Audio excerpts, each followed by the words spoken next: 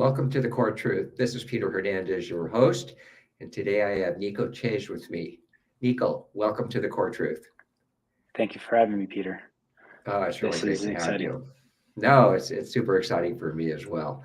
Um, Niko, we're going to talk today about living in two worlds. And what's exciting about Niko is he's only been 5 years in the business, and yet he's already achieved a real milestone of 30 million in sales in 1 year. So, Niko, talk to us a little bit about your background, how you got into real estate, and even your entry into one of the most competitive real estate markets in the world. Yeah. So I was lucky enough at a young age to be exposed to real estate. And I really saw the opportunity that real estate has to offer.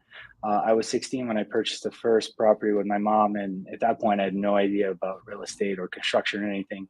And I just kind of had an idea of what I could do. So I ended up remodeling that home.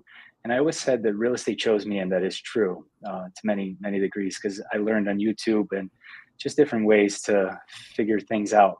And that's real estate at the end of the day what it's all about. So at 16, I did the first property. Then I finished college and I started to remodel other properties. And then one day I just, at Home Depot, I was buying lumber and I never knew I would meet my future business partner. And all I said was hello to him. And that was the turning point when I realized, relationships and everything that goes into real estate.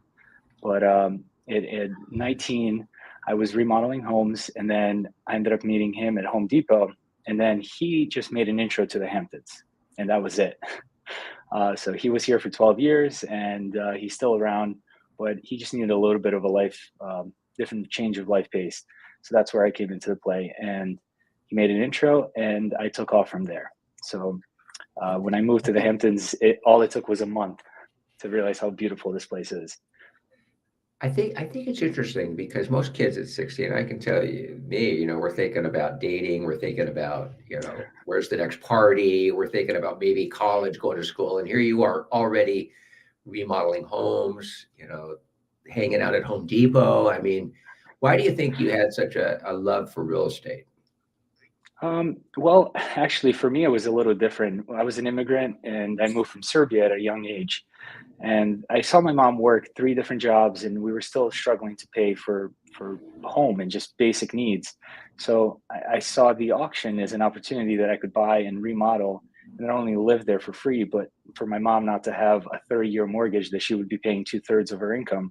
So for me, it was a little different story. But then I saw the other benefits that come into real estate. And I view real estate as a retirement, as an investment. There's no such thing as forever home nowadays. People move around too much. So in Binghamton, where I grew up for other half of my life, there was a lot of college town that would come in and rent and all that. So that kind of steered me in the financial part of it. But for me, it was really personal um, that kind of brought the interest into real estate.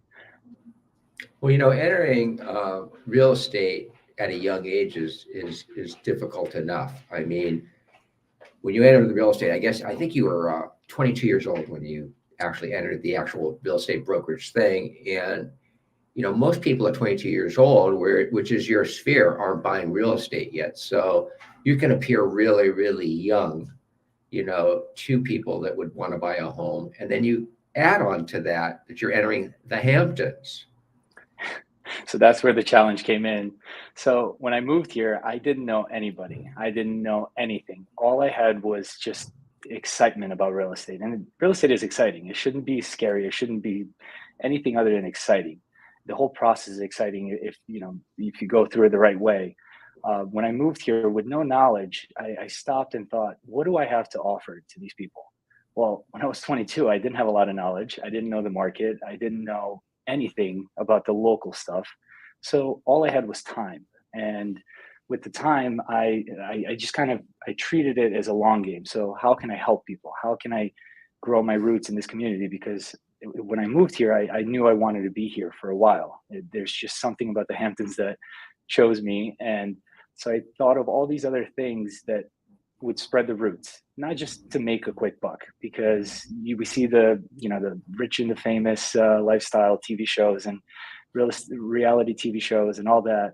And at the end of the day, it's not like that especially in the luxury market. It's nothing like that. And I have to emphasize that because to some degree, I thought the same thing. So when I moved here, I really wanted to help first. That was and offer my time, and then everything else kind of follows. Um, Well, you kind of fell into a niche too. You found your niche, and I think you found like your price range in the Hamptons, which I think helped you in a way. yes, so that whole niche kind of really helped me because everybody was going after, and everybody still to this day goes after the high ultra luxury.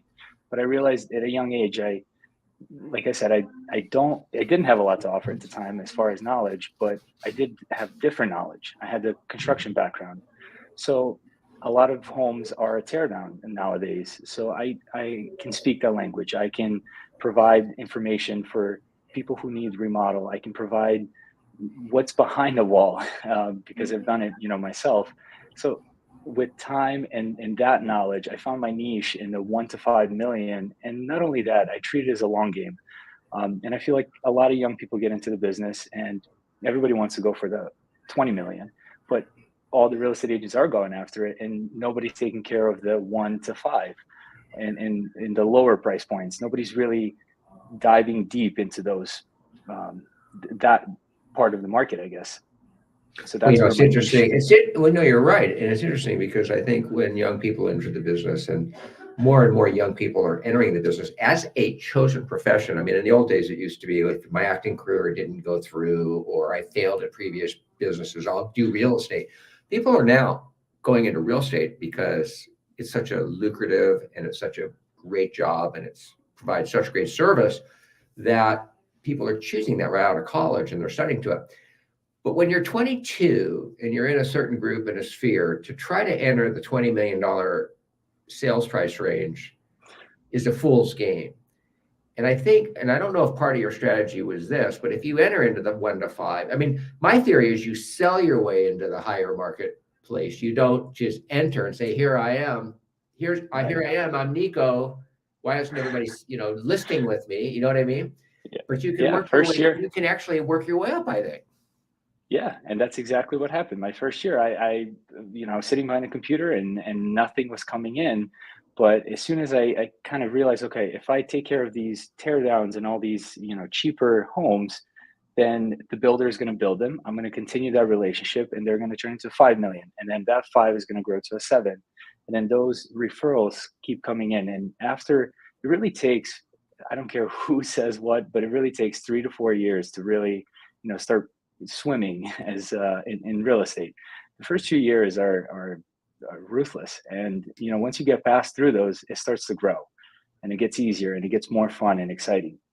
But those first 2 years, you have a blank canvas, so you can paint your path. And I always said to people, you don't get into real estate to do real estate. You do your life, and then you wrap real estate around you, and you never know where it's going to come from. So that's Wait, whoa, whoa, essentially whoa, what I whoa, did. whoa, whoa. Wait. Tell me, I love that. You live your life and then you wrap real estate around you. Tell me about that a little bit. I want to Exactly. hear that. Get into that. So you go on about your life like you would not as a real estate agent. So the things you do as a normal person, right? If you're interested in mountain climbing, if you're interested in mountain biking or surfing, you do those things, or you just go on about life, and then you wrap real estate around you in a sense of, for example, I never talk about real estate when I'm at a dinner ever.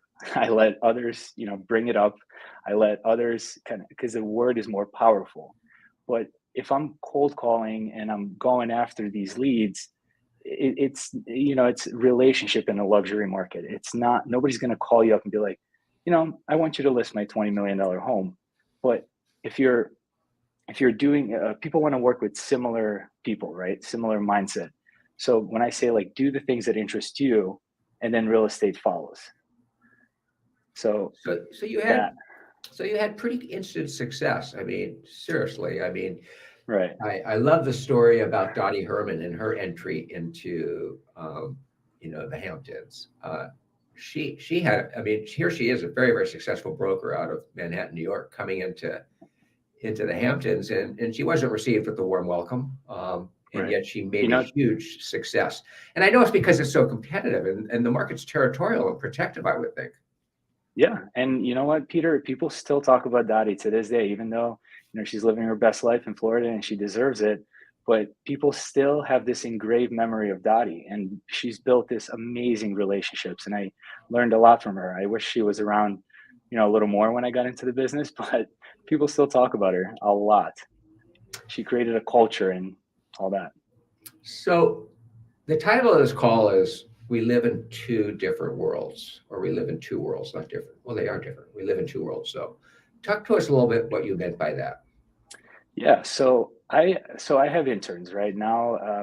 Every summer I get 2 to 3 interns that come on in the summer to see if it's for them, and we kind of pick and choose from different colleges because it helps to be younger and have an open mind.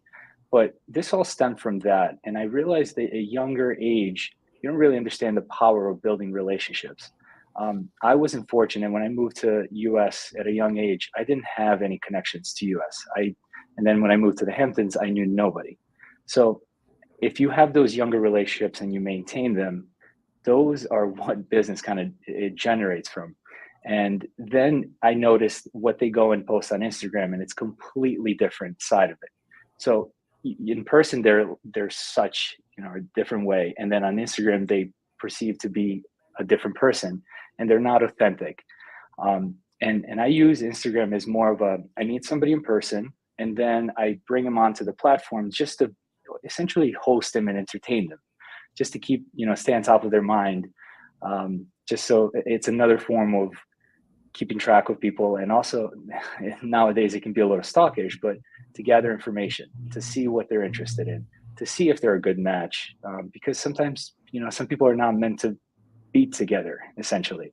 um, and the two worlds we live in, there's not a good balance, because the video you post online versus a relationship you meet in person is gonna last a lot longer than that relationship you meet on Instagram, or somebody who you just met through a virtual world.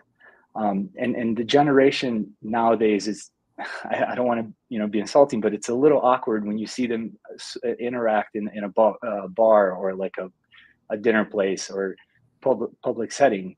I think the relationships are kind of falling off, but we need people. We're in people business, and it's not all showing off. I think agents, especially younger, and I criticize my team, but on Instagram, people brag instead of they show off, instead of be authentic and be themselves, and just continue showing their lifestyle essentially. So that So the two worlds are virtual and in person, and they have to connect, you're telling us. In other words, they can't be Mhm. one this way with the other way. It has to be Exactly. authentic, right? You said that. And you also said that in person's more important. I could not agree more. So during the pandemic, it was really hard to meet people in person. If you found a way, and that's actually when I was starting to build my business. It was really hard to meet people in person, but I found a way. So, for example, before going on this call, I was searching through Instagram and I saw, Peter, that you have 2 dogs. So if I saw you in public, I would carry a doggy treat with me, or if I went on a listing pitch, I would have a doggy treat with me because I know I'm meeting you. And being thoughtful and being memorable is way more powerful than some silly video you post on Instagram. And now we're in this system overload of information that you can be forgotten by the afternoon, right? So you're only as relevant as the next post. But when you do something kind for people, they remember that. And I use this line that I heard a while back. People don't care how much you know until they know how much you care, and that forever stuck with me. So It's funny. I was just with a friend client over the weekend, last weekend, and all we were doing was looking at dog pictures. Instantly, we're pulling up pictures of our dogs and showing right, off our dogs to each other, and finding that connection. So using Instagram also as a way to learn about your clients, maybe do some research. So absolutely. if you're going on a listing appointment, you can dig into their Instagram a little bit and see who they are and Right. what they're about. Really Like, for smart. example, I don't carry paperwork with me like every other real estate agent. I would, if I knew that 90% of the Hamptons people would have a dog, I would have a doggy biscuit with me, and that's all. And and they would remember. So That is being memorable crazy. in person is way better than on Instagram. That's incredible. So, Yeah. talk to us a little bit about the Hamptons in terms of a marketplace. What makes the Hamptons so unique? So yes, and the one thing that makes it very unique. I just was looking. There's not another place on the East Coast that you can get to the beach from the mainland that you don't have to cross a beach. For example, like you guys in Malibu, you guys go straight from the mainland to the ocean, and on the East Coast, this is the only place, and it's on the very tip of Long Island, where it's 99 miles away, so about 2 hours from New York City, the capital of the world. Mhm.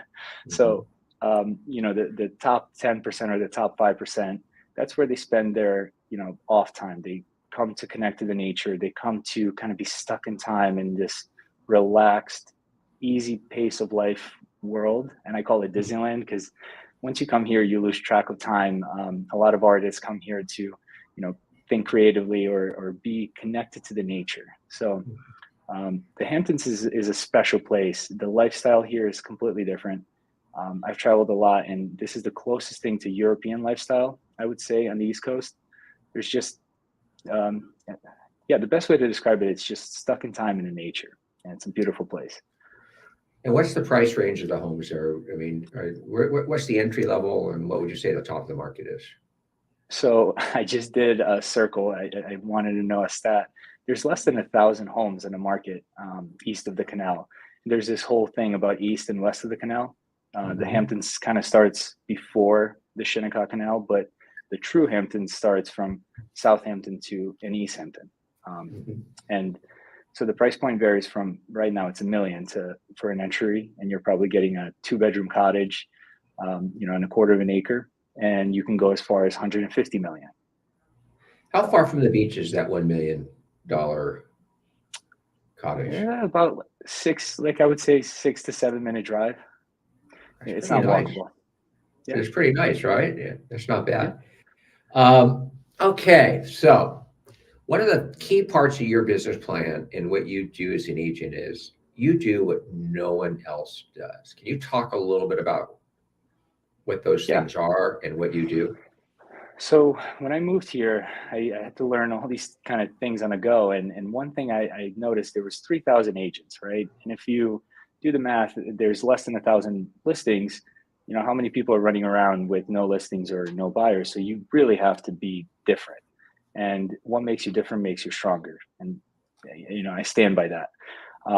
So one thing for example, I would go to all the local businesses, and every time I left, I would leave them a review, a Google review. And I didn't think anything much of it, but it kind of started to catch on. And you know how important nowadays, Peter, it is to have a review as a real estate agent. And I help the businesses this way. So as an agent, you're a hub. You're like a router. So essentially, people come to you for information if they need a landscaper, if they need a house cleaner, if they need any kind of service. And this kind of dawned on me when I was YouTube started is really a university.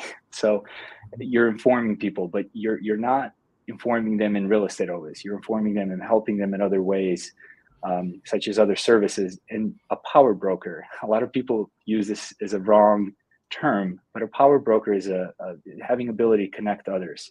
And I really took that to the extreme. Um, and essentially, you're creating these relationships that they work for you. It's like when money works for you in the stock market. Um, Somebody will say, "Hey, Niko," and then Niko, and they'll talk about you when you're not even putting your brand out there. So Mhm. those relationships. I'll give you one example. I was skiing over the weekend in Vermont, and I was sitting next to a lady, and I just brought up. We were talking about she's from Cape Cod, and I brought up one person's name, but I was kind of leading to that. She was like, "Oh, how do you know her?" And then, now when they talk about it, I'm going to be on the top of their mind. But I just built a new relationship, and the other one got refreshed. So those kind of things, a lot of younger people are not doing. Um, Mhm. I've noticed. So um, like being memorable again, that's where it all stems from. And So that being good in the face to face, and maybe that's what the issue is for some of these kids is that they're kind of trained in the virtual world, but not in the face to face world. And people from my generation, it's just the opposite. We're more face to face. exactly. Although And I I'm would say trying hard to be in the virtual world, but it's still face to face, right? Seem to get the best results. And you know what? Where I get the most human connection and where I get the most satisfaction, like there's no satisfaction for me scrolling through Instagram at all. Right. And yet, if Right. I go out with friends and we hang out together with family or something like that, there's so much connection and satisfaction. Absolutely. I think this generation is missing that. Absolutely. And I just did a quick stat, and roughly 70% of people are older than 30. And those are the people that have money. Those are the people that we work with. So our generation kind of like some things die and the way we change as humans, but relationships are still staying the same. Like we need people, right? We really do. So some of the ways that you create these talk to us about how you create these in-person meetings and encounters Yeah. that, yeah.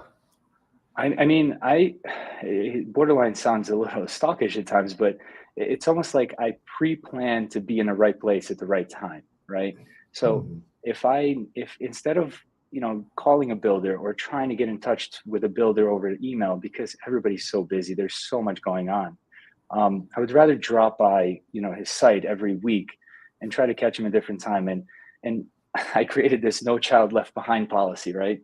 Where you don't just talk to the higher ups and just the important people, because the ones who I like to include everybody with that. So the ones who you pay attention to, for example, your admin or your somebody who doesn't get a lot of attention, and you create a relationship with those people, those are going to be your highest advocates, like way more important than the person you're trying to reach to actually do business. Those are the people that will, it's almost like a verification, on Instagram, having that blue check. And that's what I've done. It's almost like I've talked to the contractors. I would talk to the people that nobody pays attention to, that then would relate or connect me with the other person that I need to get in touch with. So in person, it's not just one-on-one relationship, because once you get there, it's already a relationship. It's really creating like a buzz around it, and almost showing up. That's half the battle. And I Being think nice to some people just everybody too, is what you're saying. everybody. Yeah. The person that picks up the phone, the person that greets you at the front desk, and everybody.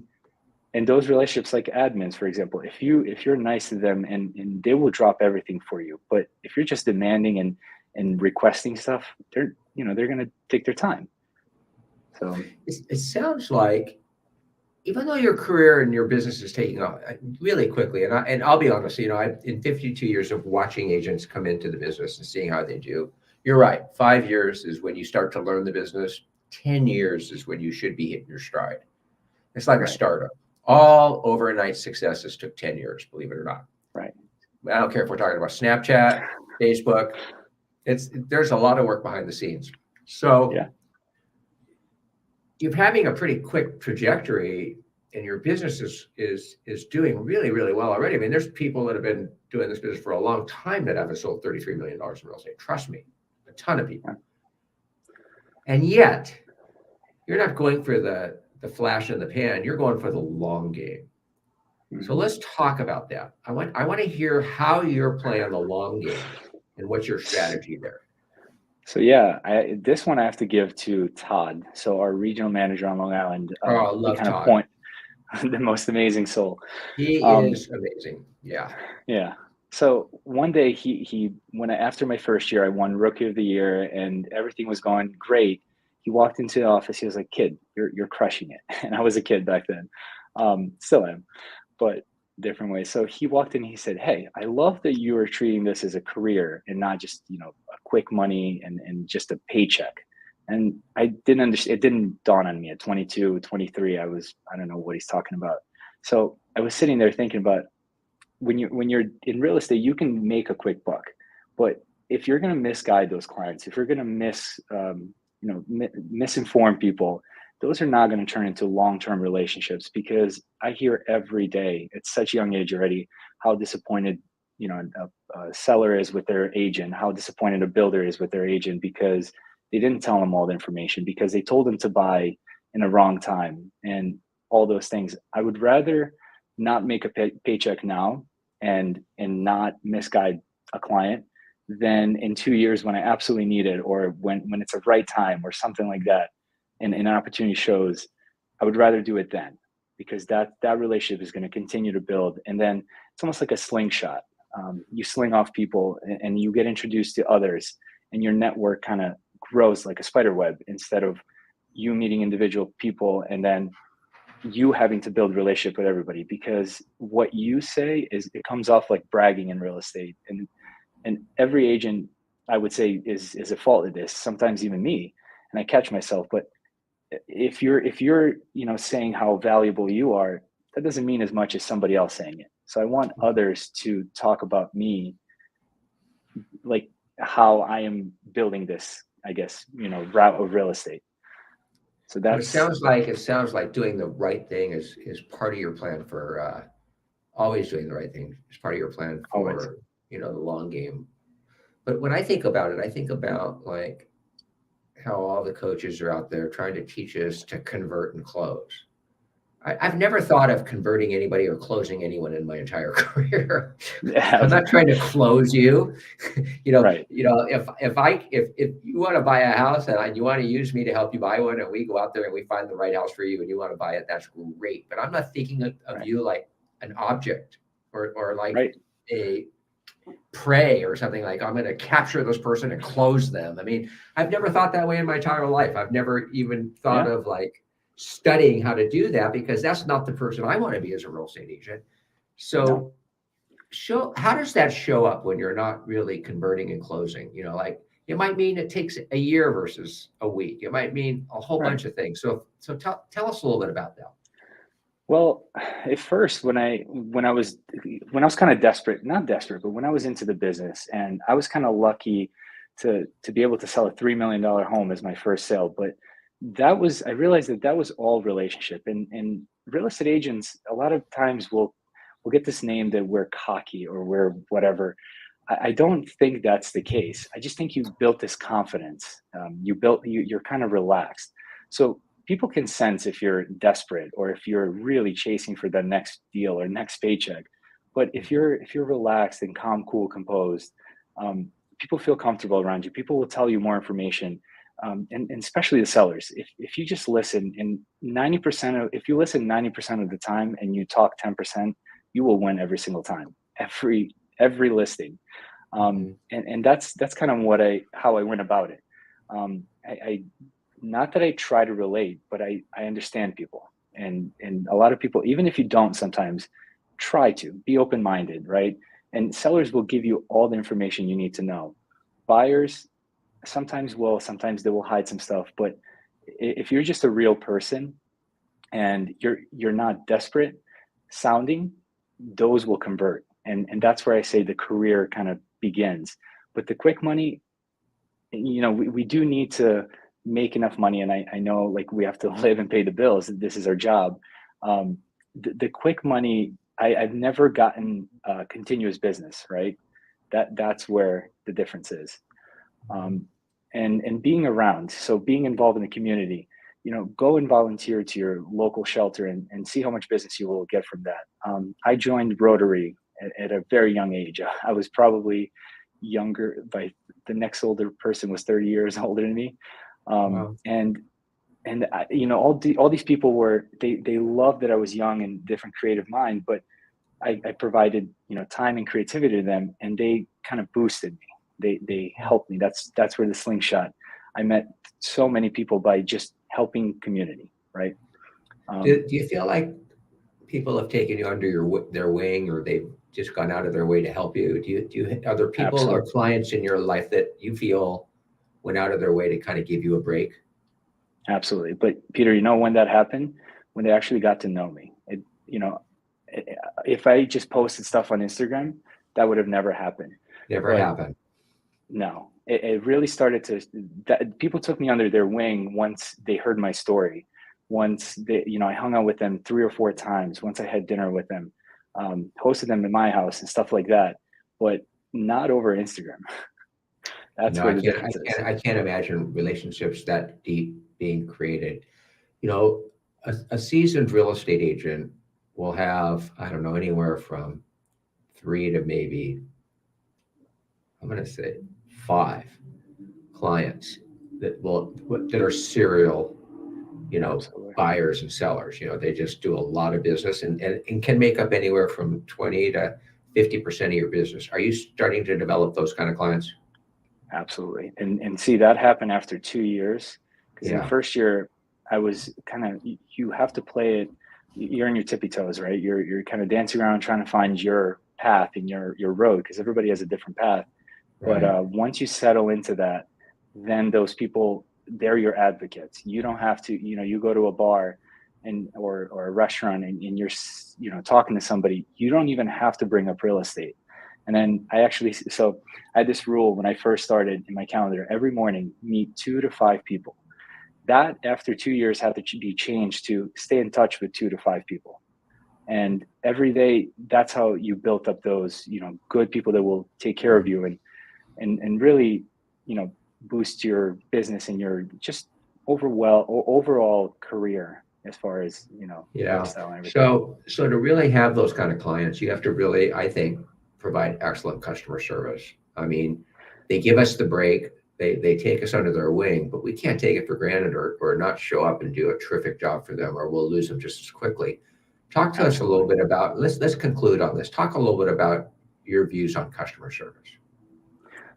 So customer service in real estate, for example, specifically, it's not, transactional. You have to look in their best interests as far as how's the market, what's going on in this. You almost have to be one step ahead of them. So Mhm. if, you have to know about the economy, you have to know, especially, in New York and in the Hamptons, you have to know what's going on with the stock market. You have to know what's going on in the world so that you can advise them and kind of talk and have conversations that not only lead, it's not going to be like, hey, you should sell, but hey, now is a good time to sell, instead of waiting for the fall market when, interest rates might be different, or, it's an election year. So you just have to be one step ahead and constantly bring up a few different things. And sometimes people think that everything is common sense, and some people it's not. Some people are very numbers. Some people are very kind of what's going on in the world, but you have to be aware of what kind of person they are. And when you provide service, it's not, showing them a home. It's not doing all the marketing for them. Half the time that does matter, but it doesn't. It's the relationship you have and how you communicate all those things with them. I think that is the most important thing, like looking out after them. Well, Niko, thank you so much for being on The Core Truth. You're such a bright, thoughtful young man. So impressive. I'm sure your parents are really proud of you, and they should be, because, I mean, you're stand up and you're real. Thank you. And it's really great to have you on this call. So that's A Core Truth, everybody. Thank you for all listening in and being part of it. And Niko, thank you again very, very much. Thank you, Peter. Yes, great having you, and we'll be back next week. Thank you so much for the opportunity. Talk to you soon.